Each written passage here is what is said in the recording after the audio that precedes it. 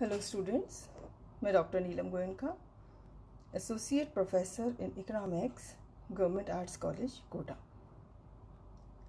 आज इस क्लास में हम एमए फाइनल इकोनॉमिक्स में ऑप्शनल पेपर नंबर 8, इसका नाम है इंडियन बैंकिंग सिस्टम, यानी कि भारतीय बैंकिंग प्रणाली के अंतर्गत structure of commercial banking in India, यानी कि भारत में वाणिज्य बैंकों के ढांचे के बारे में अध्ययन करेंगे, स्पेशली 1969 के बाद जब प्रमुख वाणिज्यिक बैंकों का राष्ट्रीयकरण किया गया था।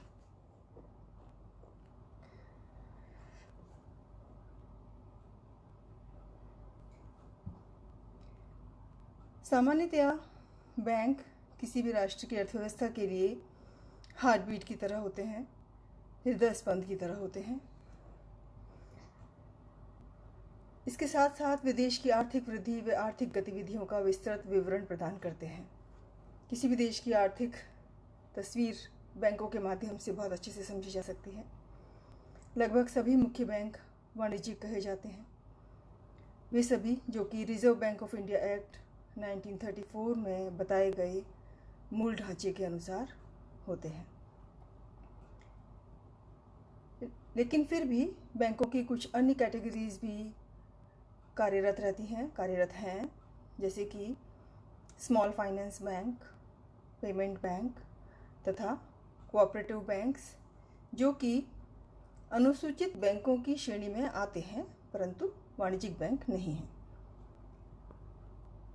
इसके अलावा वाणिज्य बैंकों को भी हम कई कैटेगरीज में बांट सकते हैं। मुख्यतः 4 कैटेगरीज में बांटे जाते हैं, जैसे पब्लिक सेक्टर बैंक्स, यानी कि सार्वजनिक क्षेत्र के बैंक, प्राइवेट सेक्टर बैंक्स यानी निजी क्षेत्र के बैंक, फॉरेन बैंक्स, विदेशी बैंक, यानी कि वे बैंक जो मूल रूप से किसी और देश के हैं परंतु भारत में भी अपनी शाखाएं ऑपरेट कर रहे हैं, तथा रीजनल रूरल बैंक्स अर्थात क्षेत्रीय ग्रामीण बैंक। ये मुख्य कैटेगरीज कमर्शियल बैंक्स की भारत में कार्यशील हैं और ये सभी शेड्यूल्ड की कैटेगरी में भी आती हैं। वाणिज्यिक बैंक बैंकिंग विनिमयन अधिनियम 1949, बैंकिंग रेगुलेशन एक्ट 1949 के तहत नियमित एवं नियंत्रित किए जाते हैं।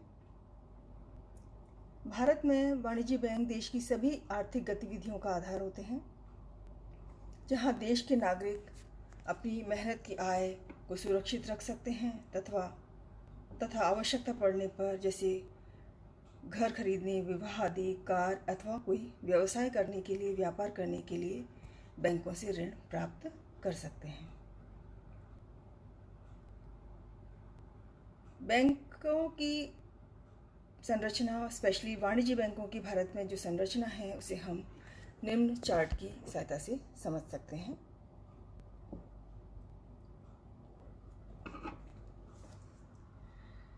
चार्ट के अनुसार भारत में वाणिज्यिक बैंक, सभी वाणिज्यिक बैंक ये तो आरबीआई के अंतर्गत आते हैं, आरबीआई के द्वारा रेगुलेट होते हैं, परंतु जो कमर्शियल बैंक्स हैं उनको हम 2 भागों में बांट सकते हैं, scheduled banks and non scheduled banks. Further scheduled banks को भी हम 4 भागों में बांट सकते हैं, 4 कैटेगरीज में डिवाइड कर सकते हैं। पब्लिक सेक्टर बैंक्स, सार्वजनिक क्षेत्र के बैंक, निजी क्षेत्र के बैंक यानी कि private sector banks, foreign banks, विदेशी बैंक, और रीजनल रूरल बैंक्स यानी कि क्षेत्रीय ग्रामीण बैंक।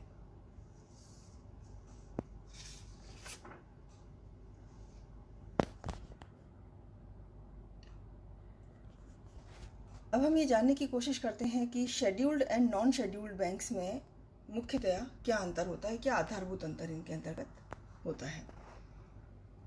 यह अंतर सांविधिक आधार पर किया गया है, स्टैट्यूटरी बेसिस पर यह अंतर किया जाता है। अनुसूचित और गैर अनुसूचित बैंकों के बीच में बैंकों को बांटा जाता है। तो सांविधिक आधार पर वाणिज्य बैंकों को अनुसूचित बैंक और गैर अनुसूचित बैंकों के बीच में वर्गीकृत किया गया है। अनुसूचित बैंक क्या है? शेड्यूल्ड बैंक्स शेड्यूल्ड बैंक्स यानी कि अनुसूचित बैंक वह होता है जिसे reserve bank of India act 1934 की द्वितीय अनुसूची में सम्मिलित किया गया है, second schedule of RBI act 1934। एक अनुसूचित बैंक को वित्तीय तथा आर्थिक रूप से मजबूत होना बहुत आवश्यक है और साथ साथ उसके लिए इन 3 शर्तों को पूरा करना भी आवश्यक है। सर्वप्रथम उसके पास कम से कम 5 लाख रुपए मूल्य का कंबाइंड रूप से paid up capital and reserves यानी कि प्रदत्त पूंजी और रिजर्व सामूहिक रूप से 5 लाख रुपए होना आवश्यक है।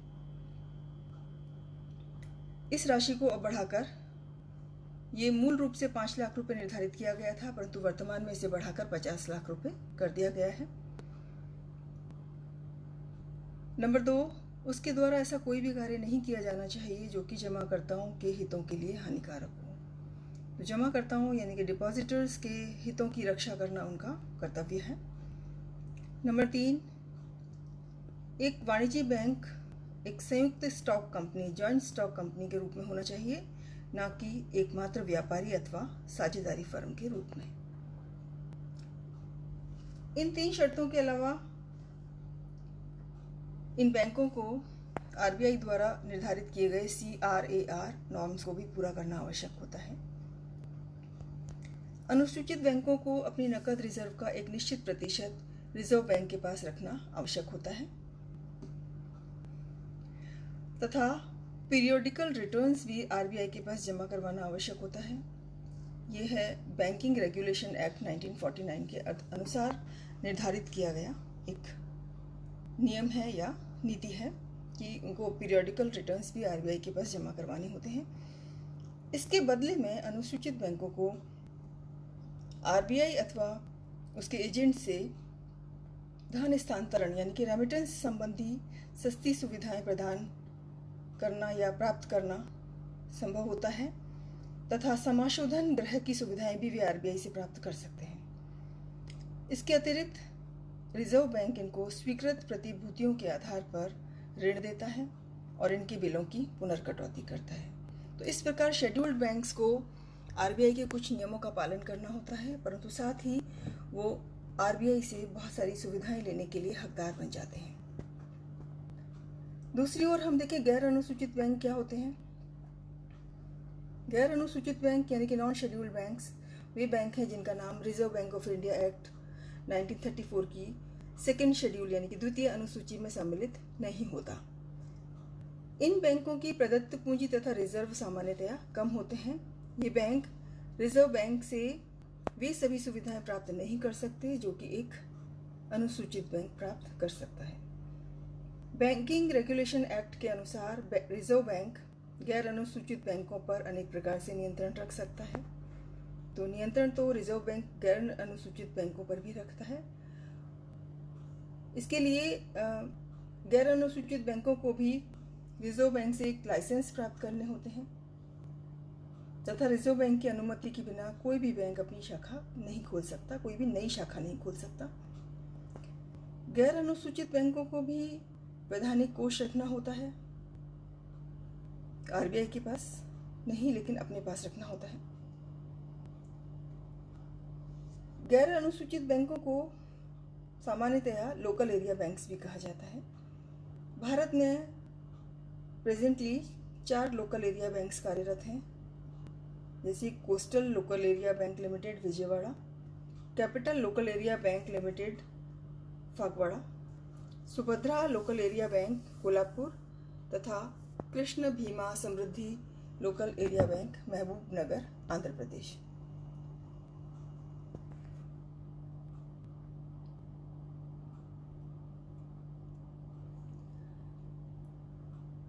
अब हम समझें कि शेड्यूल्ड कमर्शियल बैंक्स में जो 4 कैटेगरीज हमने बताई हैं, public sector banks, private sector banks, foreign banks तथा रीजनल रूरल बैंक्स, इनको हम थोड़ा डिटेल में समझने की कोशिश करते हैं। पब्लिक सेक्टर बैंक्स क्या हैं? सार्वजनिक क्षेत्र के बैंक। सार्वजनिक क्षेत्र के बैंक भारत सरकार के उपक्रम हैं और ये वे बैंक हैं जिनका भारत सरकार ने कभी ना कभी राष्ट्रीयकरण किया है। प्रथम सार्वजनिक क्षेत्र का बैंक 1 जुलाई 1955 को स्थापित किया गया था, जब इंपीरियल बैंक ऑफ इंडिया का स्टेट बैंक ऑफ इंडिया के रूप में राष्ट्रीयकरण किया गया था। वर्तमान में यह देश का सबसे बड़ा बैंक है और विश्व के प्रथम 50 बैंकों में से भी एक है। इसके 7 सहायक बैंक हुआ करते थे, जिनका अब इनमें विलय कर दिया गया है। स्टेट बैंक ऑफ इंडिया में ही विलय कर दिया गया है। 19 जुलाई 1969 को 14 बड़े अनुसूचित बैंकों का राष्ट्रीयकरण किया गया था, 14 बड़े अनुसूचित बैंकों का। और इसके बाद 15 अप्रैल 1980 को 6 अन्य बैंकों का भी राष्ट्रीयकरण किया गया। परंतु वर्तमान में छोटे बैंकों का बड़े बैंकों के साथ विलय हो जाने के कारण सार्वजनिक क्षेत्र के अंतर्गत कुल 12 बैंक कार्यरत हैं, लेटेस्ट सिचुएशन के अकॉर्डिंग, यानी कि 2020 की वर्तमान स्थिति के अनुसार। और ये 12 बैंक इस प्रकार से हैं। Number 1 state bank of India, number 2 bank of Maharashtra, 3 India bank, number 4 Punjab national bank, number 5 union bank of India, number 6 Indian overseas bank, number 7 bank of Baroda, number 8 Canada bank, number 9 Punjab and Sind bank, number 10 UCO bank, number 11 central bank of India, number 12 bank of India. तो ये है सार्वजनिक क्षेत्र के bank. अब हम देखें कि प्राइवेट सेक्टर बैंक्स क्या हैं, निजी क्षेत्र के बैंक। निजी क्षेत्र के बैंकों की कार्यप्रणाली सार्वजनिक क्षेत्रों के बैंकों के समान ही होती है और दोनों के बीच एकमात्र अंतर ये है कि इन बैंकों के अधिकांश स्टेक्स निजी स्वामित्व में होते हैं, अर्थात उनकी इक्विटी का अधिकांश हिस्सा निजी अंशधारकों अथवा व्यावसायिक घरानों के स्वामित्व में होता है। प्राइवेट शेयर होल्डर्स के पास होता है या बिजनेस हाउसेस के पास होता है। ये बैंक मुख्यतया लाभ कमाने के उद्देश्य से कार्य करते हैं, लाभार्जन के उद्देश्य से कार्य करते हैं, क्योंकि प्राइवेट सेक्टर मुख्यतया इसी उद्देश्य से काम करता है। इनका कार्य है जमाएं स्वीकार करना, ऋण प्रदान करना, वित्तीय गतिविधियों से संबंधित अन्य सुविधाएं भी ये प्रदान करते हैं और इसी तरह से और भी अनेक कार्य इनके द्वारा किए जाते हैं। 2020 में वर्तमान में देश में 22 निजी क्षेत्र के बैंक कार्यरत हैं, जिनमें से प्रमुख हैं जैसे HDFC bank, IndusInd bank, South Indian bank, Kotak Mahindra bank, IDFC bank, Bandhan bank, Axis bank, City Union bank आदि। इन बैंकों का देश के कुल बैंकिंग व्यवसाय में यद्यपि कम हिस्सा होता है, परंतु ये ग्राहकों के बीच काफ़ी पॉपुलर होते हैं, लोकप्रिय होते हैं, क्योंकि ये बैंक ग्राहक सेवा कस्टमर सर्विसेज की वजह से श्रेष्ठ माने जाते हैं। इनकी कस्टमर सर्विसेज देश में बेहतर मानी जाती हैं। अब आते हैं फॉरेन बैंक्स, विदेशी बैंक। विदेशी बैंक क्या होता है? एक विदेशी बैंक वह बैंक होता है जिसका मुख्यालय देश के बाहर स्थित होता है, यानी कि उसका मूल जो है वो किसी और देश में है, भारत में नहीं है, वो कहीं और किसी और देश को बिलोंग करता है, परंतु यह अपने देश के बाहर किसी भी स्थान पर एक निजी संस्था की भांति अपने ऑफिस का संचालन करता है। इन बैंकों की आवश्यकता अनुसार कितनी भी शाखाएं व ऑफिस खोले जा सकते हैं। इनको रेगुलेट नहीं किया जाता, इनकी ऑफिस और शाखाएं आवश्यकता अनुसार खोले जा सकते हैं, फिर भी इन्हें कुछ नियमों का पालन करना पड़ता है। इन्हें उस देश के केंद्रीय बैंक, यानी कि जिस देश में ये अपना ऑपरेशंस चला रहे हैं, अपने ऑफिसेज को चला रहे हैं, उस देश के केंद्रीय बैंक के द्वारा निर्धारित नियमों के तहत, प्रावधानों के तहत काम करना पड़ता है। यानी कि अगर भारत में विदेशी बैंकों की शाखाएं काम कर रही हैं तो उनको भारत के RBI के द्वारा निर्धारित प्रावधानों के तहत काम करना होगा, लेकिन इसके साथ साथ उनको अपने मूल देश में, यानी कि जिस देश को वो ये बिलोंग करते हैं, वहाँ पर स्थित संगठन के नियमों का भी पालन करना होता है। भारत में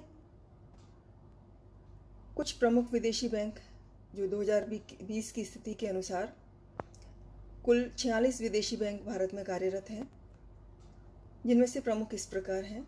सिटी बैंक, ये न्यूयॉर्क से संबंधित है, इसका मूल जो है वो, इसकी रूट्स जो है वो न्यूयॉर्क में है। स्टैंडर्ड चार्टर्ड बैंक, ये लंदन से संबंधित है। HSBC बैंक, ये इंडियन सब्सिडियरी हेडक्वार्टर इसका मुंबई में है, ये भी विदेशी बैंक है। रॉयल बैंक ऑफ स्कॉटलैंड, ये स्कॉटलैंड से संबंधित है।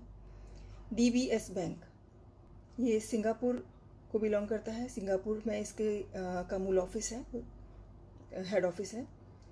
बार्कलेज बैंक, ये UK से संबंधित है।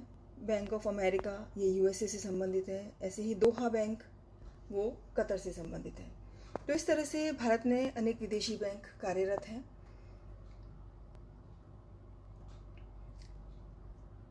अब आते हैं रीजनल रूरल बैंक्स। चौथी कैटेगरी शेड्यूल्ड कमर्शियल बैंक के अंतर्गत आती है रीजनल रूरल बैंक्स, क्षेत्रीय ग्रामीण बैंक। क्षेत्रीय ग्रामीण बैंक भी छोटे पैमाने के, यानी कि लघु पैमाने के अनुसूचित वाणिज्यिक बैंक कहलाते हैं। इन बैंकों की स्थापना के पीछे मुख्य उद्देश्य था समाज के आर्थिक रूप से कमजोर वर्ग, जैसे कि श्रमिक, लेबर क्लास, किसान, फार्मर्स, ग्रामीण कारीगर, रूरल आर्टिसंस, एग्रीकल्चरल लेबर, कृषि मजदूर आदि को साख की सुविधाएं प्रदान करना।